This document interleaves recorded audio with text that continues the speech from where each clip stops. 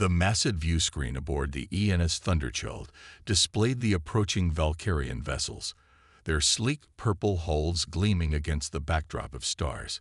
Captain Ju Park stood with perfect posture, her experienced eyes analyzing the alien formation.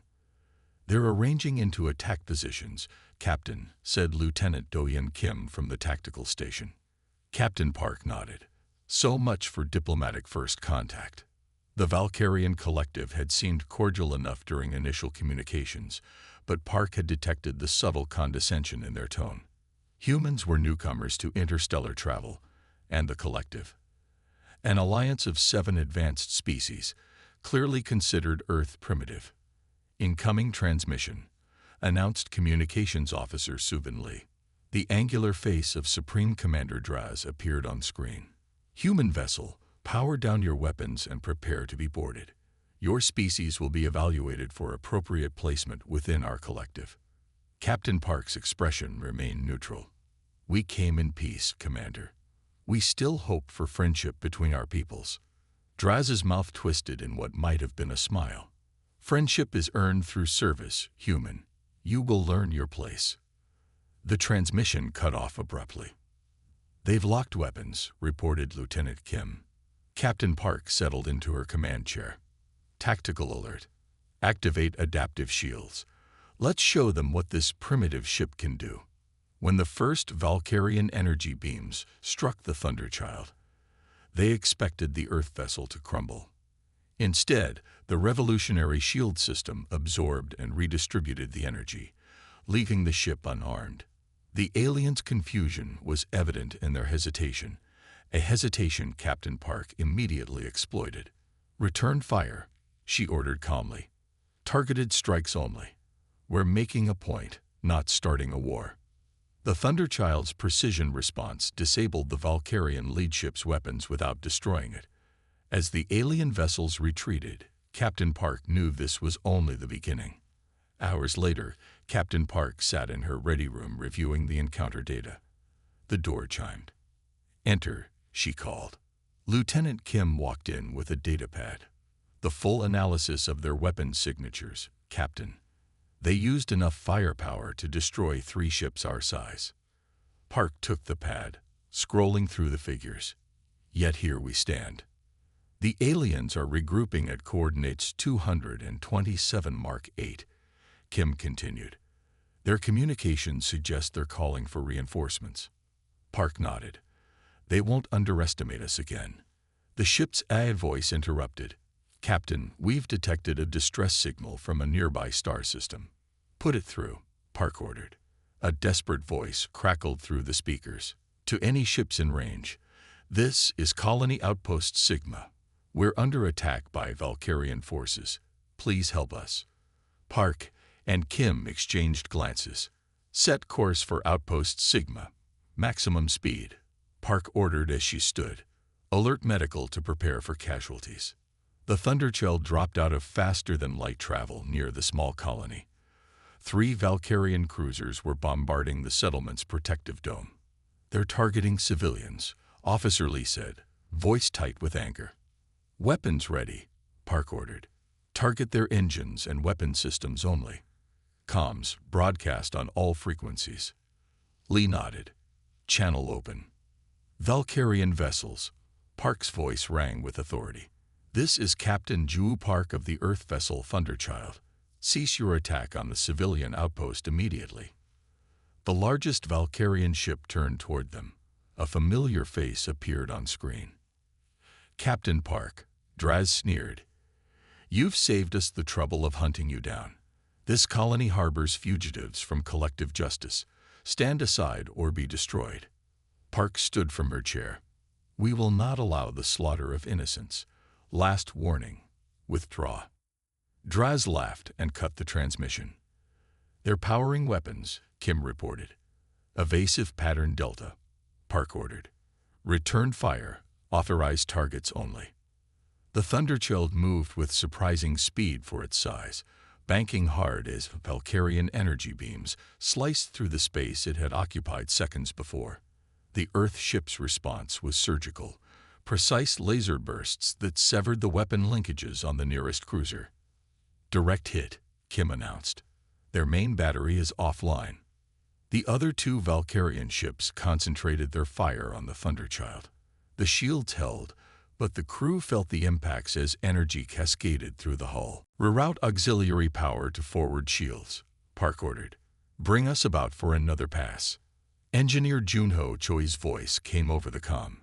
Captain, I've modified our shield frequency. They won't be able to penetrate it again, but it won't last forever.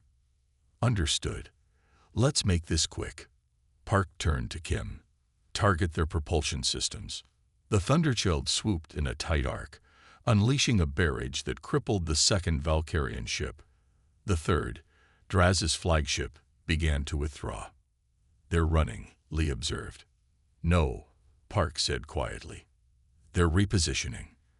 Lieutenant Kim, what's behind us? Kim checked his sensors.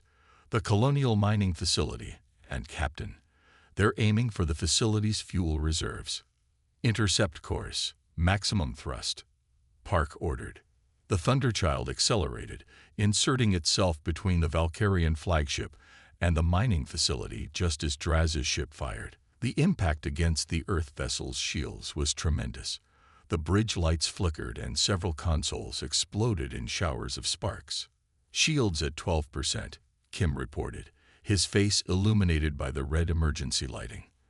All power to weapons, Park ordered. Target their command center.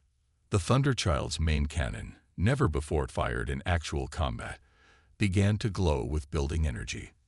The Valkyrian ship, sensing danger, tried to veer away. Too late. A brilliant beam of concentrated energy lanced from the Earth ship, cutting through the Valkyrian flagship's defenses and piercing its bridge. The alien vessel drifted, its lights flickering out. Their systems are failing, Kim reported. No life-threatening damage, but they're dead in space. Park nodded. Open a channel to all Valkyrian ships. Lee worked her console. Channel open. This is Captain Park. Your attack on civilian targets violates every principle of civilized conflict. We have disabled your vessels but spared your crews. Return to your territory and inform your leaders. Earth stands ready to extend friendship to all peaceful species, but we will defend the innocent without hesitation. She paused. And next time, don't underestimate what humans can build when threatened. As the Thunderchild moved to assist the damaged colony, its crew worked feverishly to repair their own systems. No one doubted this was merely the first clash in what would become a much larger conflict.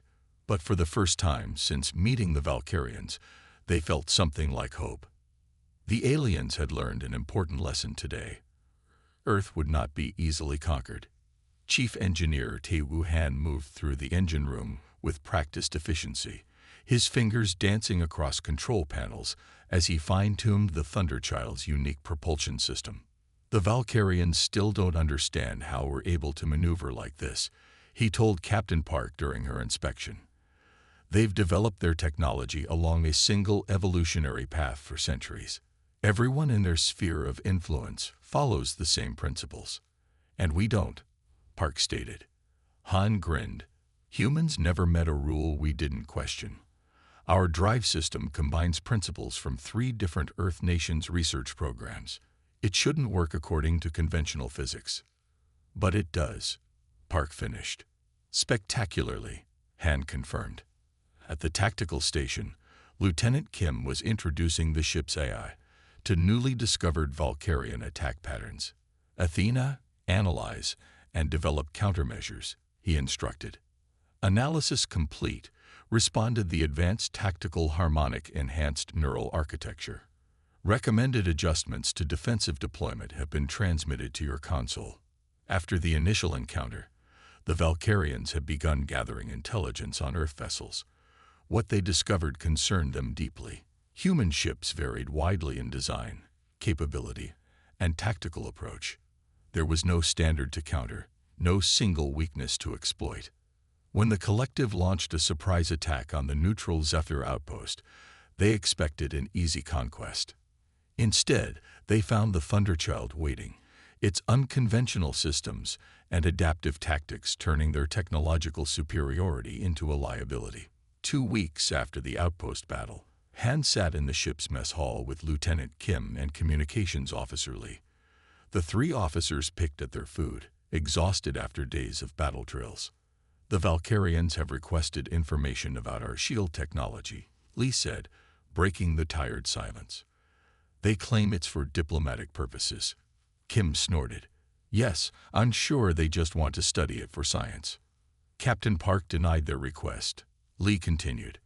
"But they keep asking. They seem genuinely puzzled by our systems." Han smiled faintly. "They should be. Do you know our shield design was originally meant for deep-sea exploration? An engineer from the Korean Maritime Institute had the idea to adapt it for space." "That's exactly my point," said a new voice. They looked up to see Captain Park standing with a tray in hand. She joined them at the table. "May I?" They nodded respectfully. "The Valkyrians can't make sense of us because they expect uniformity," Park said, stirring her soup. "Their species conquered through overwhelming force and technological superiority. When they encountered other advanced species, they either destroyed them or assimilated their technology into a unified approach." "But humans are messy," Han said. "Precisely," Park nodded. "Our competitive nature, our different nations and cultures working separately, it created technological diversity they can't comprehend." A soft chime interrupted them. Park's communication device lit up. "Captain, sensors have detected unusual energy readings near Jupiter Station," the duty officer reported. "Possible Valkyrian stealth scout." Park set down her spoon. "I'll be right there." On the bridge, tactical screens showed a faint energy signature hiding near Jupiter's rings. "They're scanning Jupiter Station's defense systems," Kim reported. "ATENA. Can you isolate their scanning frequencies?" Park asked. "Affirmative, Captain," the AI responded. "The Valkyrian vessel is using 7 distinct scanning patterns on rotating frequencies." Park smiled. "Good. Let them look. Lieutenant Kim, activate Protocol Mirage." Kim entered commands quickly. "Protocol Mirage active, Captain." "The station is now broadcasting false defensive capabilities. Let's show them what they expect to see," Park said. "Standard shields, predictable weapon arrangements, nothing that would surprise them." "The Valkyrian vessel has completed its scan and is departing the system," ATENA announced. "Perfect," Park said. "Now we know how they conduct reconnaissance." 3 days later, a Valkyrian battle group jumped into the Jupiter defense zone. 6 warships, arranged in their standard attack formation, approached Jupiter Station. "They've taken the bait," Kim reported from Tactical. "Their formation suggests they're expecting the defense capabilities we showed their scout." The Thunderchild watched from hiding behind one of Jupiter's smaller moons, powered down to avoid detection. "Status of the station's actual defenses?" Park asked. "All systems nominal," Han reported from the engineering station. "They've activated the phase shift generators. The Valkyrians won't detect them until it's too late." The lead Valkyrian ship broadcast a demand for surrender. Jupiter Station responded with a simulated panic, their communications officer pleading for mercy. "They're moving in for boarding," Kim reported. "Standard Valkyrian conquest procedure." Park nodded. "Station Commander Sunjin has them right where she wants them. Stand by." As the Valkyrian ships moved into a tight formation around Jupiter Station, the trap was sprung. Hidden emitters activated, creating an energy field that surrounded the alien vessels. "Phase lock established," ATENA reported. "The Valkyrian ships are experiencing drive system failure." "That's our cue," Park said. "Full power to engines." Tactical alert. The Thunderchild roared from its hiding place, engines glowing with a blue light not seen in any Valkyrian drive system. The Earth battleship closed the distance in seconds, far faster than the aliens thought possible. "Open a channel," Park ordered. When the Valkyrian commander's face appeared, his expression showed genuine shock at seeing the Thunderchild. This vessel was reported destroyed at Zephyr Outpost, the commander said. Reports of our destruction were premature, Park replied calmly. Your ships are currently trapped in a phase lock field. You cannot fire weapons or escape. I suggest you consider surrender. The Valkyrian's face twisted with anger. Valkyrians do not surrender to lesser species. Then perhaps it's time to reconsider your classification of humans, Park said. Look around you, Commander. Your ships are helpless. We could destroy them all, but we choose not to. Han whispered to Kim. They still don't understand us. The Valkyrian commander reluctantly agreed to withdraw from Earth space. As the alien ships limped away, their drives permanently damaged by the phase lock field, Engineer Han approached Captain Park. They'll be back, he said quietly, with something new. Park nodded. And we'll be ready with something they haven't seen yet. She turned to face her bridge crew. This is the advantage they can never overcome. They build one perfect weapon. We build 1,000 imperfect ones and keep changing them. Adaptation, Han said with a smile. Earth's greatest technology. As the Thunderchild set course for its next assignment, the crew felt a growing confidence. The Valkyrians might have ruled space for centuries, but they had never faced an enemy quite like humanity. Resourceful, unpredictable, and impossible to categorize. Their technological edge wasn't in any single system or weapon. It was in their endless capacity to innovate and surprise. Your species confuses me, Captain Park, said Ambassador Tella of the Nesdari, her translucent fingers clasped before her. You have the strength to stand alone against the Valkyrians, yet you seek alliances. Captain Park gazed across the conference table at the delicate alien. The Nesdari were brilliant technologists, but physically vulnerable, long intimidated by Valkyrian might. Humans learn through bitter experience that standing alone, even when you can, isn't always wise, Park explained. Different perspectives make us stronger. Communications Officer Lee leaned forward. Our history is filled with examples of diverse coalitions overcoming seemingly superior forces. After careful consideration, the Nesdari agreed to an alliance. Other species followed, first hesitantly, then with growing confidence as they witnessed how the Thunderchild integrated alien crew members and technology. Lieutenant Wu Jinyun worked tirelessly to help the new mixed-species crew function as a unit.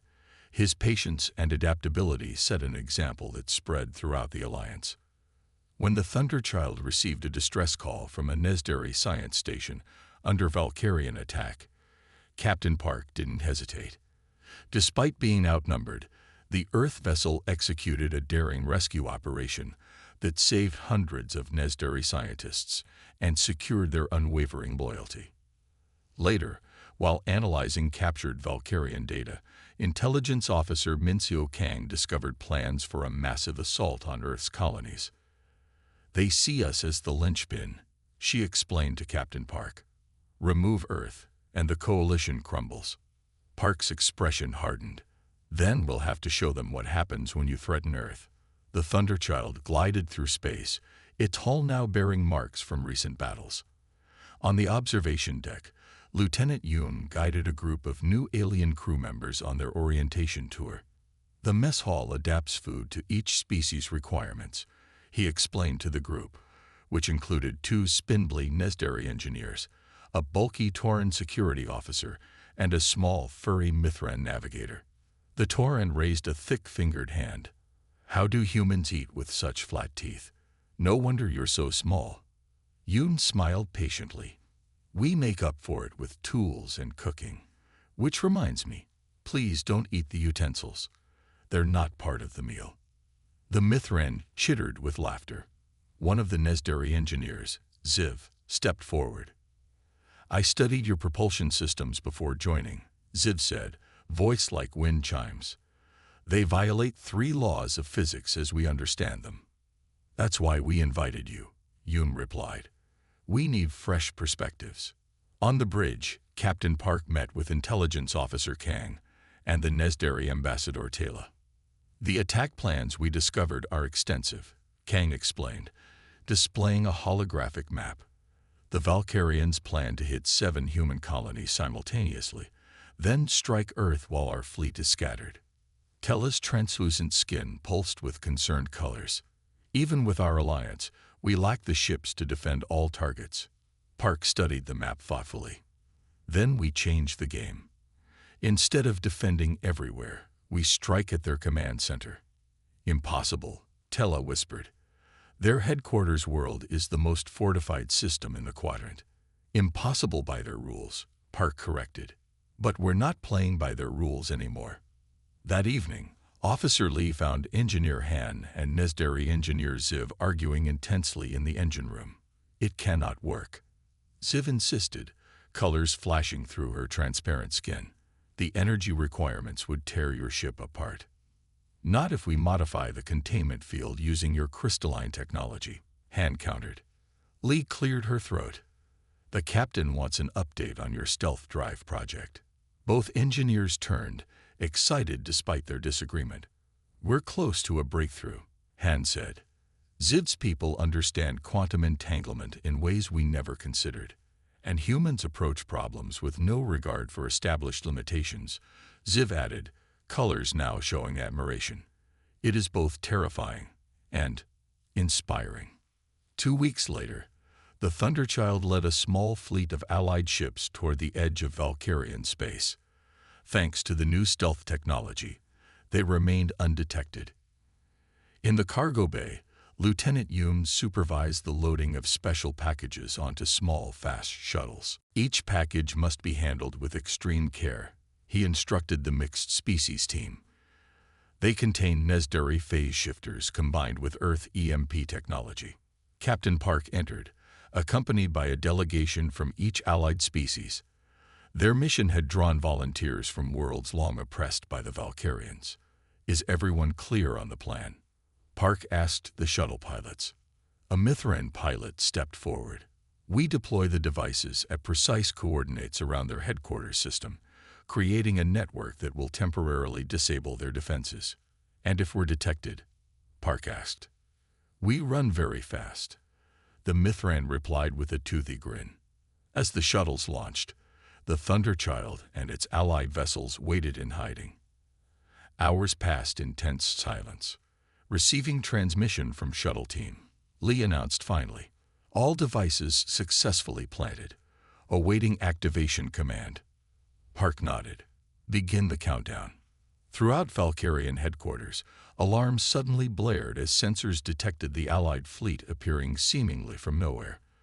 Valkyrian commanders ordered immediate defensive measures, but nothing happened. Their weapons, shields, and communication systems all failed simultaneously. On the main Valkyrian command screen, Captain Park's face appeared on every display. Attention Valkyrian High Command. I am Captain Juu Park of Earth. Your systems are temporarily disabled. We could destroy your entire command structure right now, but that is not our way. Murmurs of confusion spread among the Valkyrian officers. Instead, Park continued, we offer you a choice. End your campaign of conquest and recognize the sovereignty of all species, or face a coalition that grows stronger each day. You have witnessed only a fraction of what we can accomplish together. A Valkyrian Supreme Commander pushed forward. Why should we trust you? Why not simply destroy us while you have the chance? Ambassador Tella stepped into view beside Park. Because unlike you, the coalition values all life, even yours. We will give you 12 hours to consider, Park added. During that time, your long-range weapons and faster-than-light communications will remain disabled. Your life support and internal systems are unaffected. As the transmission ended, the Allied fleet withdrew to a safe distance. On the Thunderchild's bridge, the atmosphere was tense but hopeful. Will they agree? Lee asked quietly. They're warriors, not fools, Park replied. They know when they're outmatched. Lieutenant Kim approached with a datapad. Captain, Allied ships are reporting in. The Mithran vessels rescued 17 prisoners from a Valkyrian detention center. The Taurans disabled 2 patrol cruisers without casualties. Park nodded with satisfaction. And how are our new crew members performing? "Exceptionally well," Kim said with pride. "The Nesdari engineers have already improved our shield efficiency by 20%. 11 hours later, the Valkyrian High Command sent their answer, a grudging agreement to peace talks. As the news spread throughout the Alliance fleet, celebrations erupted. On the Thunderchild's observation deck, Captain Park found Ambassador Tella gazing at the stars. "You were right, Captain," the Nesdari said softly. "Together, we achieved what none of us could do alone."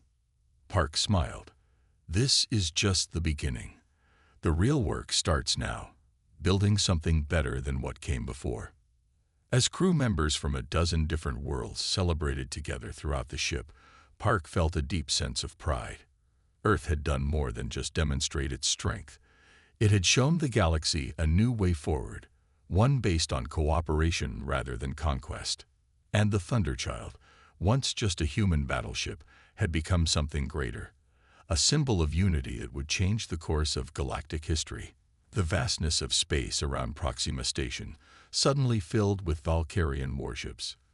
Dozens of cruisers and destroyers led by 3 massive dreadnoughts, behemoths that had never known defeat. Aboard the Thunderchild, Captain Park reviewed the tactical display.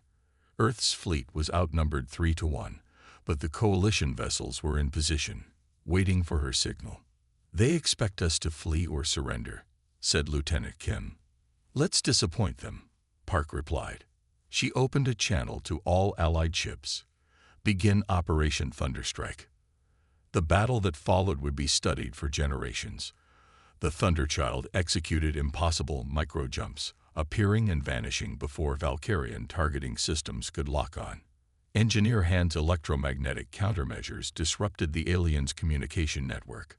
For a moment, it seemed the Earth vessels were gaining the advantage, until the lead Valkyrian dreadnought unleashed its primary weapon, a devastating energy beam that tore through space toward the Thunderchild. The Earth battleship took the hit directly. Its shields flared and failed, and the proud vessel drifted, seemingly crippled.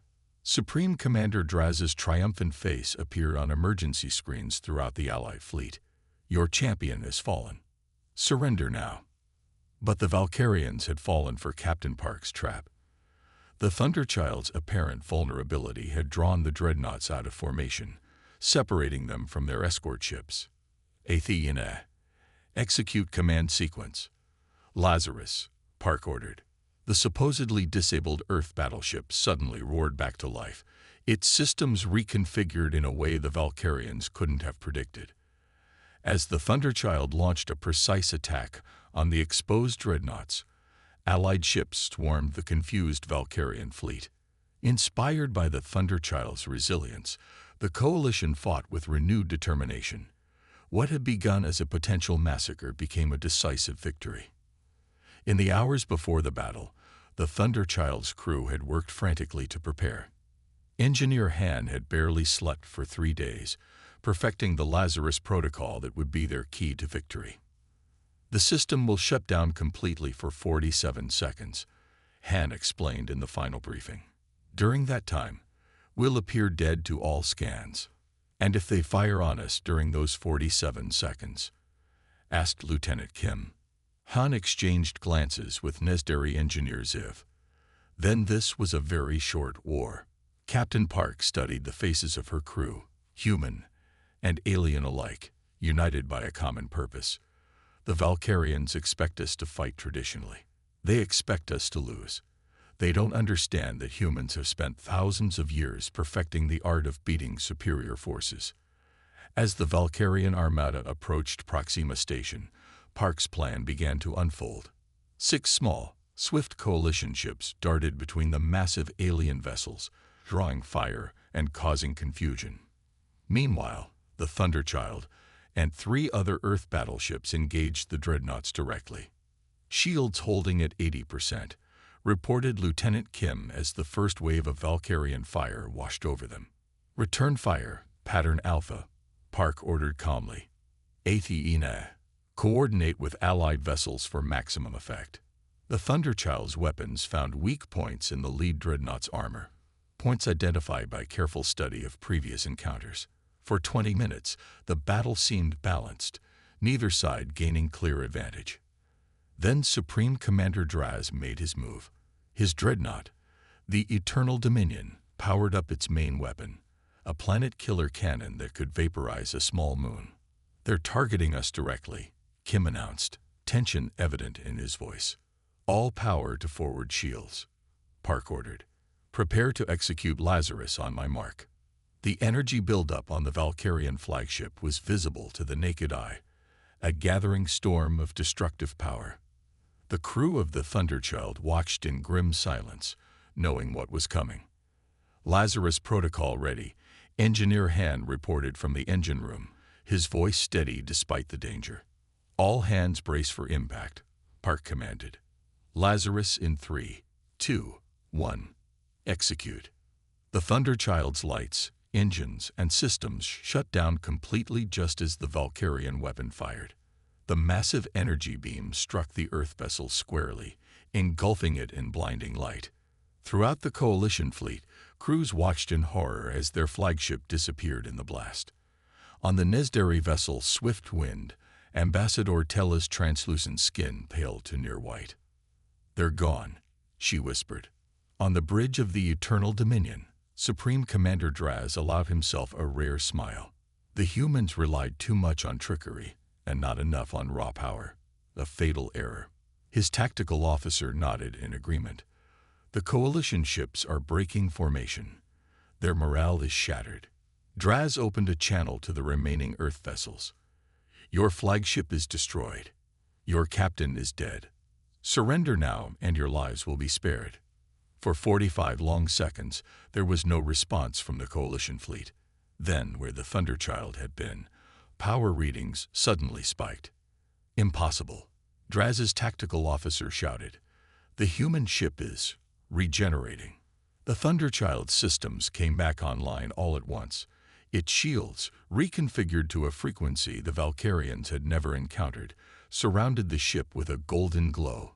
Its weapons, now enhanced with Nezdari energy-focusing technology, locked onto the 3 dreadnoughts. Inside the Thunderchild, Captain Park stood calmly on her bridge. "Status report. All systems functioning at 105% capacity," Kim reported, barely containing his excitement. "The Valkyrian energy weapon actually charged our new power cells instead of damaging them." "Open a channel to all ships," Park ordered. "Coalition forces, this is Captain Park. The trap is sprung. Execute attack pattern Omega." The Coalition ships, which had only appeared to scatter, now converged on the separated Valkyrian dreadnoughts from all directions. The Thunderchild led the charge, firing its main cannon directly at the Eternal Dominion's bridge. "Their shields are failing," Kim reported. "The Nezdari phase shift technology is working. Our weapons are bypassing their defenses." On the Valkyrian flagship, alarms blared as systems failed throughout the ship. Draz gripped his command chair in disbelief. "What trickery is this?" he demanded. His tactical officer had no answer as the Thunderchild appeared directly ahead of them, its weapons glowing with building energy. "Supreme Commander Draz," Captain Park's voice came through on all frequencies. "Your fleet is surrounded. Your dreadnoughts are crippled. Surrender now or be destroyed." For the first time in his long military career, Draz hesitated. The humans had done the impossible. They had turned his own weapon against him, survived what should have been certain death, and outmaneuvered the most powerful fleet in the quadrant. "The other dreadnoughts are signaling surrender," his communications officer reported with shock. Draz closed his eyes briefly. "Lower our shields. Signal our surrender." Throughout the Coalition fleet, cheers erupted as the Valkyrian ships powered down their weapons. On the Thunderchild's bridge, the crew maintained their professional composure, but the atmosphere was electric with triumph. "Damage report," Park requested. "Minor systems damage on decks 3 through 7, Lieutenant Kim reported. 4 crew members with minor injuries. The Lazarus protocol exceeded all expectations." Engineer Han's voice came through from the engine room. "Captain, Ziv and I recommend not trying that again soon. We got lucky." Park allowed herself a small smile. Noted, Engineer Han. Well done. She turned to Communications Officer Lee. Open a channel to Coalition Command. Inform them the Valkyrian fleet has surrendered. The tide has turned. As Coalition ships moved to secure the defeated Valkyrian vessels, Park gazed at the tactical display. What had begun as a desperate defense had ended as a historic victory, one that would reshape the balance of power throughout the galaxy. The Thunderchild, once again, had changed the rules of engagement. Captain Ju Park stood at attention as representatives from 27 species gathered in the Grand Assembly on neutral Centauri Prime. The Thunderchild, still bearing scars from the final battle, orbited overhead, a symbol visible through the transparent dome ceiling. The formation of this Galactic Council marks a new era, declared Counselor Haijin Ryu, Earth's diplomatic representative. No longer will technological superiority alone determine a species' worth. No longer will conquest be tolerated as a means of expansion. Former Supreme Commander Draz, now representing a humbled Valkyrian collective, grudgingly affixed his mark to the Treaty of Cooperation. Later, as Captain Park walked the still-damaged corridors of her ship, Engineer Han fell into step beside her. "Repairs are almost complete," he reported. "Though I've taken the liberty of incorporating some necessary improvements to our shield harmonics." Park nodded approval. "Always adapting." "It's what we do best," Han replied with a slight smile. "The Valkyrians still don't understand how we defeated them.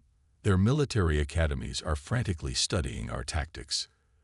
"They're missing the point," Park said. "It wasn't superior technology or tactics that won the day.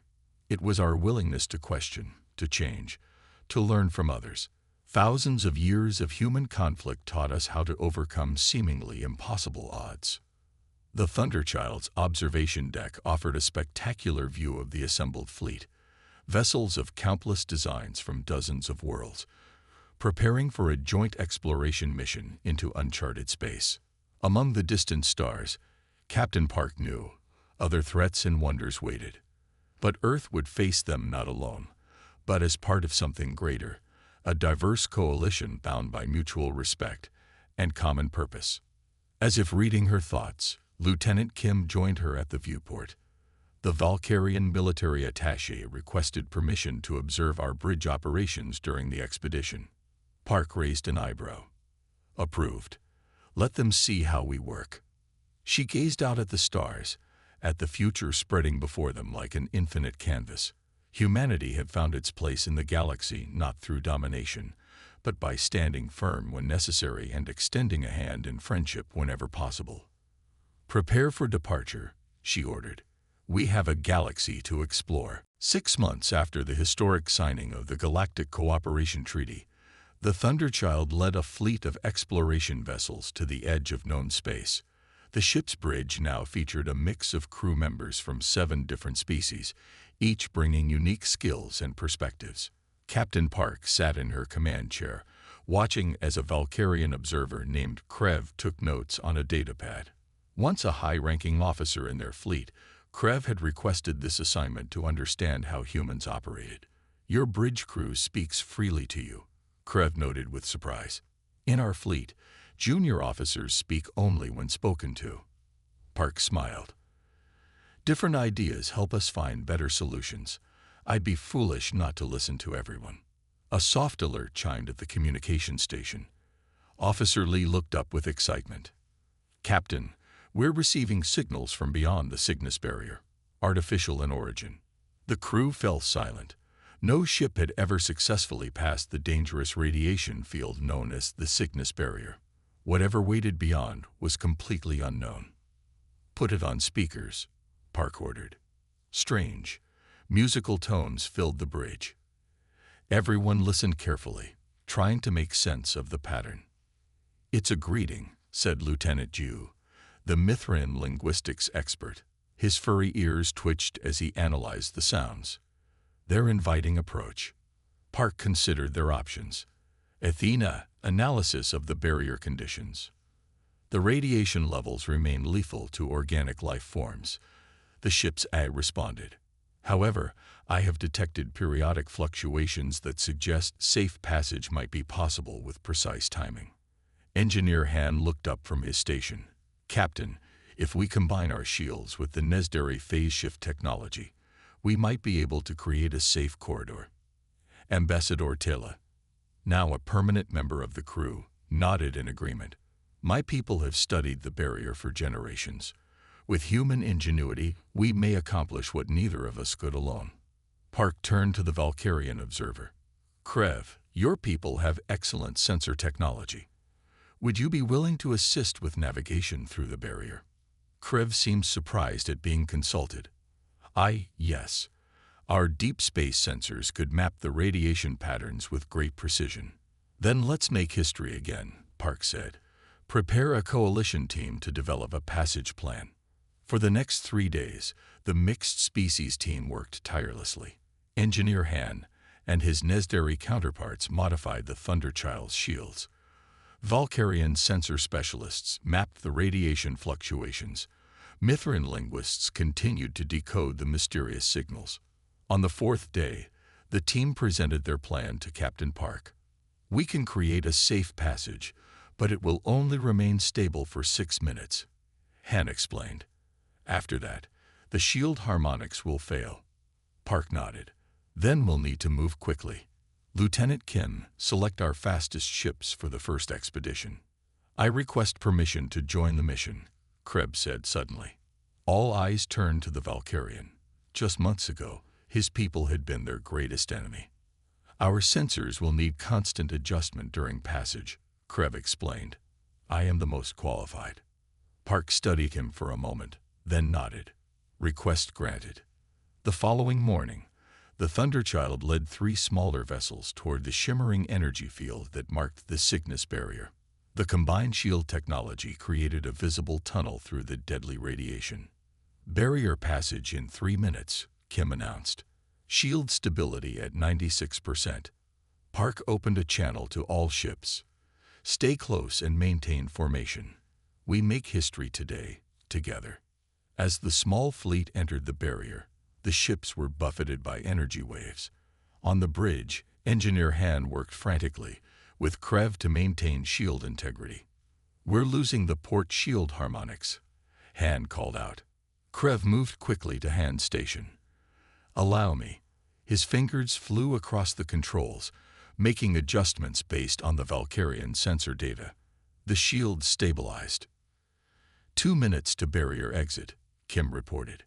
Through the view screen, they could see the edge of the barrier, and beyond it, something extraordinary. A massive structure floated in space, glowing with soft blue light.